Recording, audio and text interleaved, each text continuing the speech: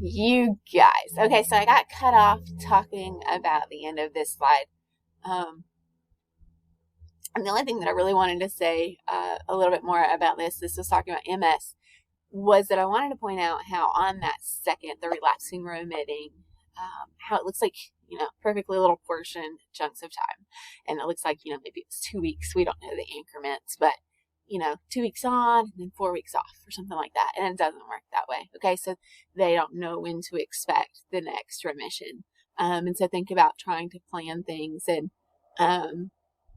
it's just the anxiety that you may encounter, with a lifestyle like that. If you were trying to plan a vacation and then you're fearful that you may have a significant, relapse at that point. It's just kind of an anxiety and a fearfulness with that because they're not in neat little sections. And that's something that I would have included with the oncology and cancer lecture, is that even when those folks are in remission, they notice every little symptom and wonder if that's the cancer coming back. Or in this situation, they would notice it and think, I wonder if that's CMS. Like, is this happening because of that? And so it's just that extra level of fear. Okay, so that's something to be aware of. I'm going to have you guys watch a video of an OT working with a gal who is a new mother, and she was talking about experiencing her fatigue from MS fivefold because she was a new mother and postpartum. She said it was like having 5 times the relapse and just the severe fatigue. And I want you guys to really pay attention to how you would work with her as a client. And so thinking about, you'll hear how the OT goes through kind of the process of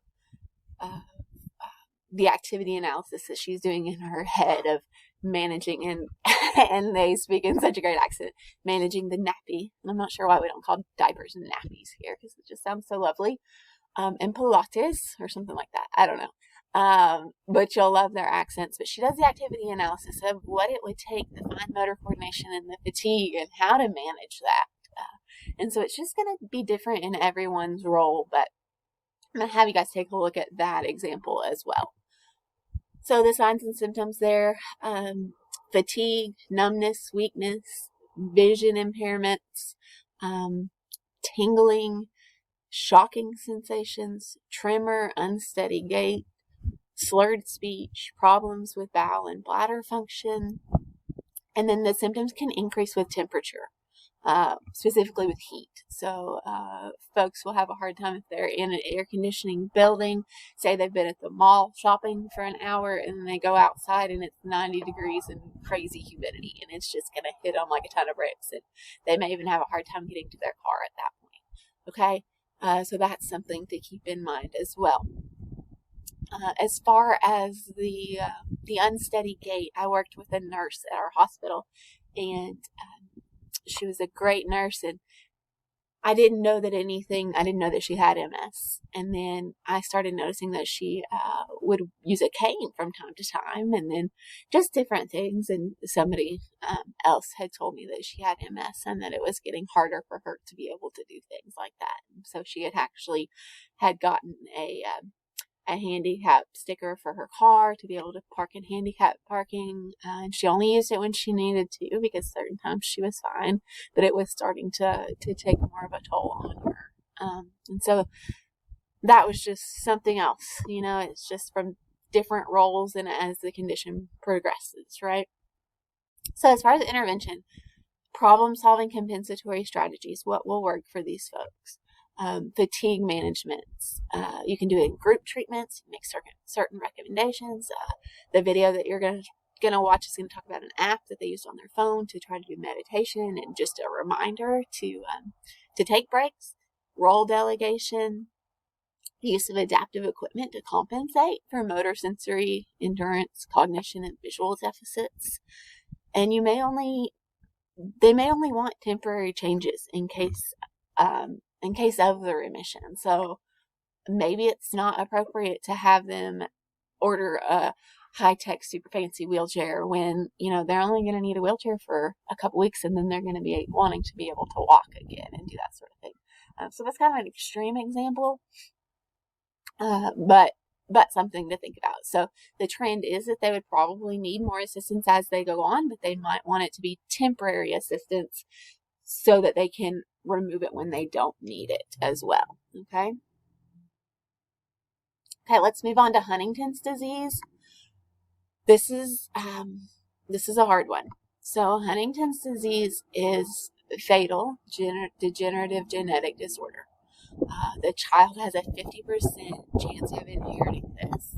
The fellow that I knew that had Huntington's disease, he wasn't diagnosed until he was between 60 and 70, I want to say. So at this point, he already had grandchildren.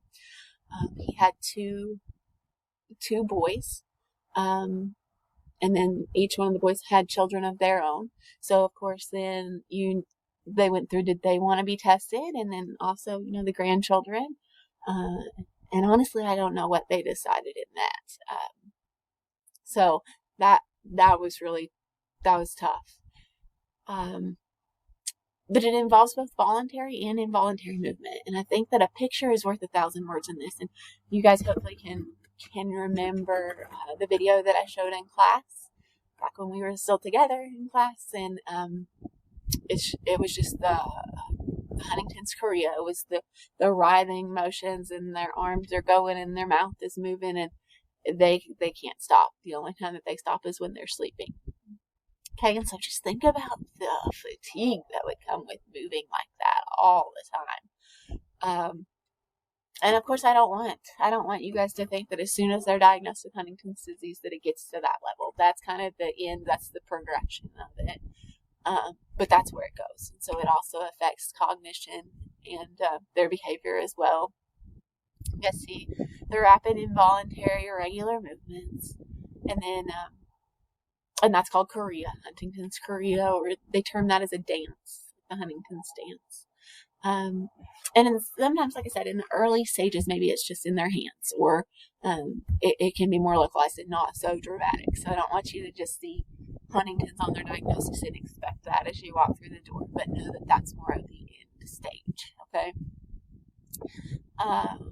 So then difficulty with voluntary movements, and the difficulty also with the initiation of movement, and that's kind of to be expected with that. Another thing that we talked about with Huntington's is that they can have a hard time maintaining their caloric and dietary needs. You see that at the bottom.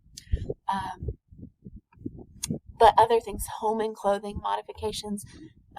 Think about things that you're going to things that would be hard for you to do that could be modified. So do they need to sit and worry about tying their shoes specifically if it's just going to progress, right? Maybe they can wear slip-on shoes or Velcro shoes, elastic pants versus fooling with a button and a zipper, using plastic, anything with a lid over a breakable glass, padding surfaces, and just thinking about the long-term solutions, and really doing caregiver education, maybe even showing them that video, because maybe they don't know what it can look like. Okay. And then also recognize the psychological and psychosocial impact of this. That's big, right? So there's going to be some grief, and just what all that can entail. Okay. I had made some other notes down here about increased dietary needs. They're going to need high protein things. So a lot of the shakes with protein powder, those kinds of things. And I was even thinking about like a Camelback type cup or something with a lid to it, so that they're not going to be shaking it as they're doing their writhing movements. Eating something like a banana where, you peel it and then you can just eat it, not soup or cereal, things like that, because, just a one motion kind of thing that you can bite and then manage maybe better. So those were just some things that I had thought through. And you guys will keep thinking through things like that. Okay. All right. Parkinson's disease. You will no doubt see individuals with Parkinson's disease, and you will be able to help them, which is wonderful. So this is kind of the posture and and kind of the traditional. And again, like we say, not everyone you see with the diagnosis of Parkinson's disease is going to present exactly like this at onset. So I know that's kind of the tendency, is to relate one picture to one diagnosis and then say, well, Deanna in school told us that they would look like this, and she doesn't even do that. Well, this is the tendency. Okay. So, just keep that in mind.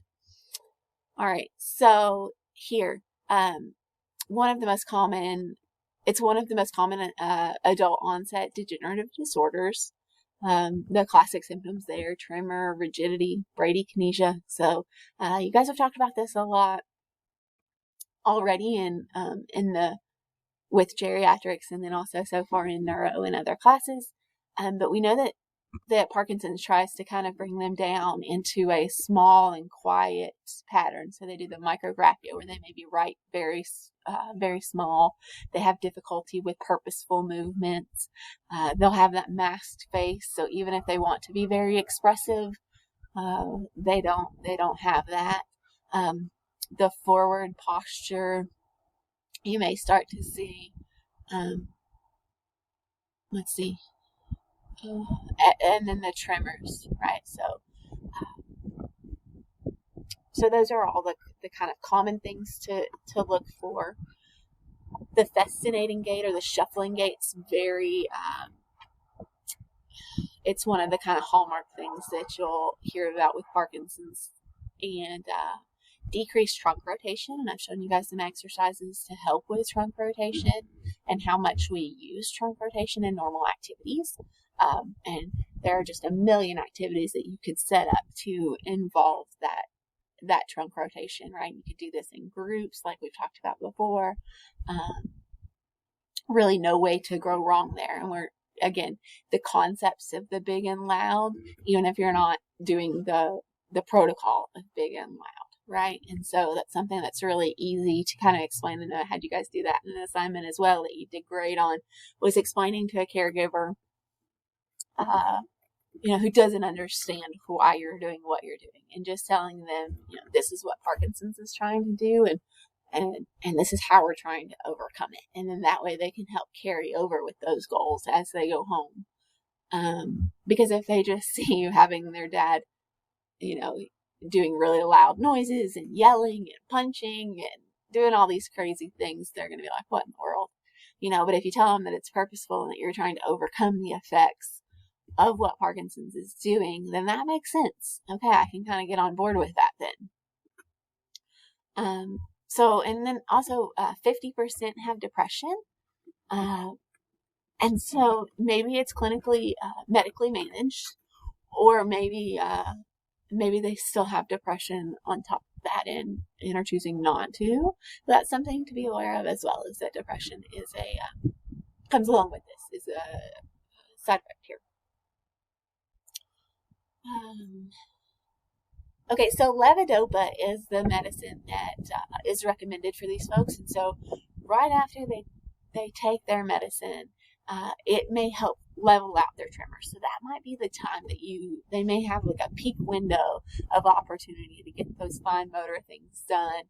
And so you would want to kind of think about and prioritize what tasks you would have them doing during that time. Okay. You can see the other modifications there. And it says, even if the client is able to complete a certain task, the OT needs to consider the time and energy requirements for that daily task, and if it's worth it or not. So maybe they can button every button on a button-down shirt, but maybe it's not worth it to them, and they would be just as fine with a pullover shirt with a one zipper or something like that. Okay, so if it is important to them, then let's conserve that energy and prioritize that activity. But let's talk to them and say, you know what, would you be just as well off wearing Velcro shoes that you don't have to tie every day? And then one little caveat that I'll say that I've run into, not just with Parkinson's, obviously, but with other folks too, is they'll say, well, no, but my wife can tie my shoes. She always does. It's fine. Well, you know what? Your wife is doing a lot. So if you could wear Velcro shoes and put those on yourself, maybe that would give her some time to catch up on the dishes. Right? And then they're like, well, oh yeah, I guess that might help. And she may even say, oh, no, it's fine. And so you'll have to kind of gauge your relationship with that client. But that's something to consider.